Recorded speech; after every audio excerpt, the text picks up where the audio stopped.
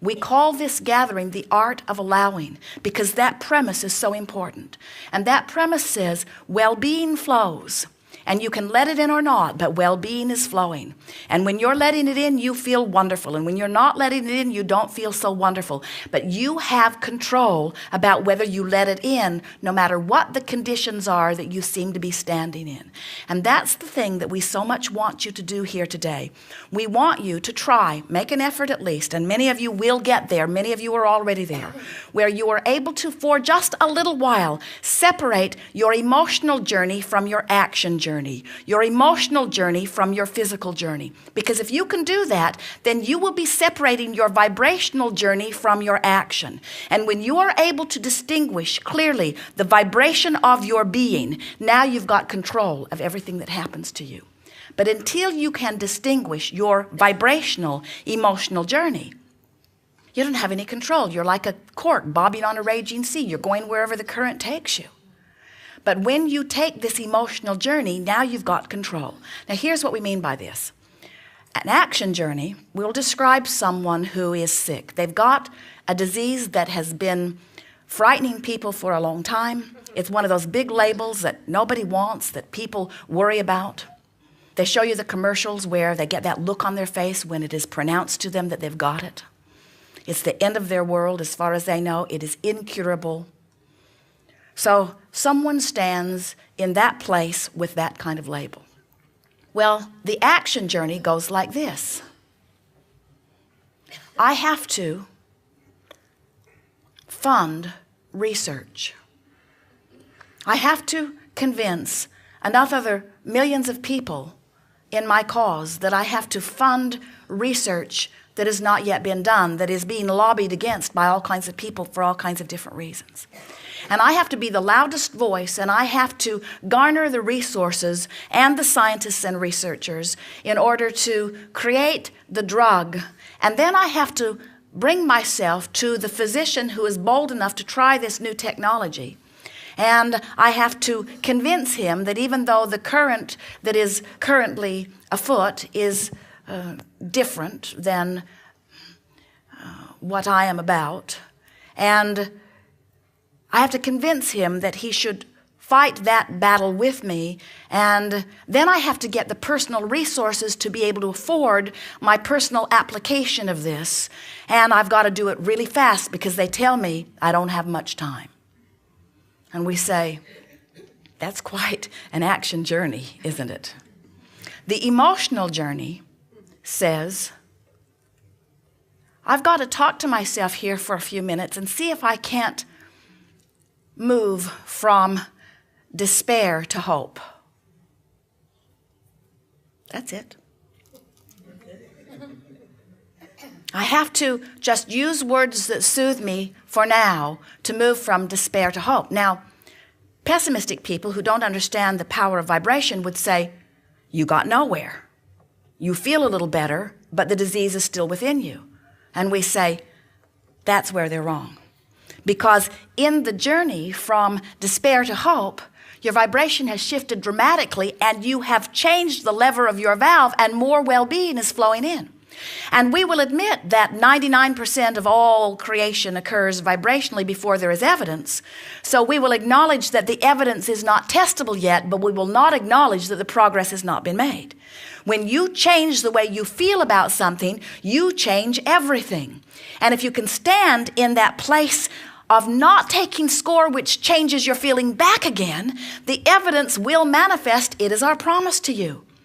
It doesn't matter if you don't have enough money. It doesn't matter if you are bankrupt. It doesn't matter if the one you love has left you. It doesn't matter if your body seems to be decaying or disintegrating. There is no one that cannot get from where they are to where they want to be.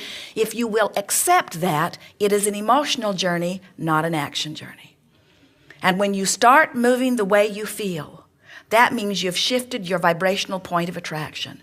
And when you shift your vibrational point of attraction, everything in the universe, including the cells of your body, line up to accommodate this new, pure vibrational frequency that you have set forth.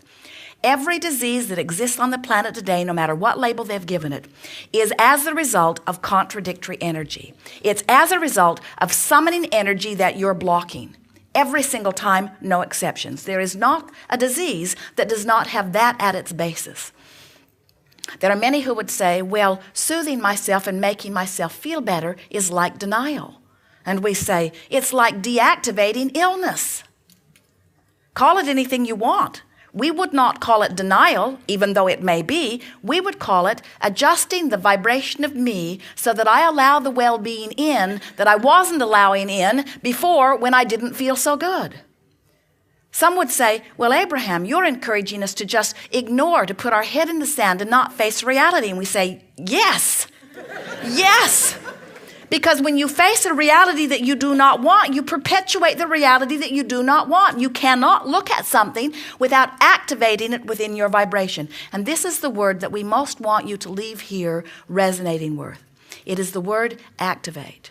When you give your attention to something, you activate the vibration. If you keep doing it, that active vibration becomes dominant. And once you've got a dominant vibration, you've got manifestations all over the place that are supporting it.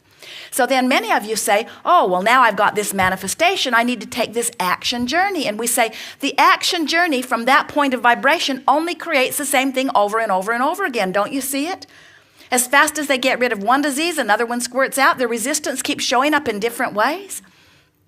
The doctors quell this one, another one comes up. They quell this one, another comes up. They quell this one, another comes up. And you say, oh, he's really on a downhill spiral. And we say, he's on the path that he's got most activated every single time. Look around at your population and see in the next few days if you can't discern those who are on the path of well-being and those that are on the path of not well-being. Can you not see and can you not hear from the rhetoric that they are offering what their vibrational nature is? You can see it and feel it every single time. So here is a room full of teachers, a room full of people who want to make the world a better place. In fact, we have to tell you that as we feel the vibration of you, we have never felt more intent to be of value in one place at one time ever. And we've been everywhere. We can feel the intensity of the interest you have in the well-being of your planet and in the well-being of those you love. We can feel it intensely. We want you to leave this room today understanding that some of those you want to help are in a vibrational vicinity that you can help them. Some of them are in a vibrational vicinity where you will not be the one who helps them. But that does not mean that help is not there for them. If someone is vibrating at a frequency of despair and you are vibrating at a frequency of appreciation, you're annoying to them. As you say to them, you know you create your own reality, they want to kill you. They say, I surely cannot be creating my own reality or you'd be gone. You wouldn't be here in my face making me feel aware of my inability to do what I want to do. So the most important thing that we want to say to our dear teachers, partners in teaching, is that in order to help someone who's in a very different vibrational frequency, you've got to adjust your vibrational frequency so that they can hear you. And if we were standing in your physical shoes, we would not adjust our vibrational frequency down ever. We would not introduce more resistance in our vibration for any reason whatsoever, because disconnecting yourself from resources does not give them more to eat. If you were walking along a mountain ledge, there are three of you. You've sprained your ankle or lost your balance. You've lost your equilibrium. You need somebody to steady you. And you have two friends. One is as clumsy and hurt as you are. And the other one is sure-footed and vital and feeling good. Which one are you glad is there? You teach through the clarity of your example. And thriving is the best example that you could offer to anyone. Feeling free, knowing your power, and knowing everyone else's power is the best gift that you could give to anyone. So when you see someone suffering, don't join them in their suffering. Instead, say to them things such as, I know it must feel awful, but I believe in every part of my being that it will get better for you. And I don't have all the answers for you, but I know that there have been a lot of people that have been where you are that have moved right through it, and this is my dream for you. And don't get involved in the nitty-gritty of what's bothering them to the point that they adjust your vibration to meet theirs. Because when that happens, you're of no value to them. You're of no value to anyone. you've lost your connection with Source.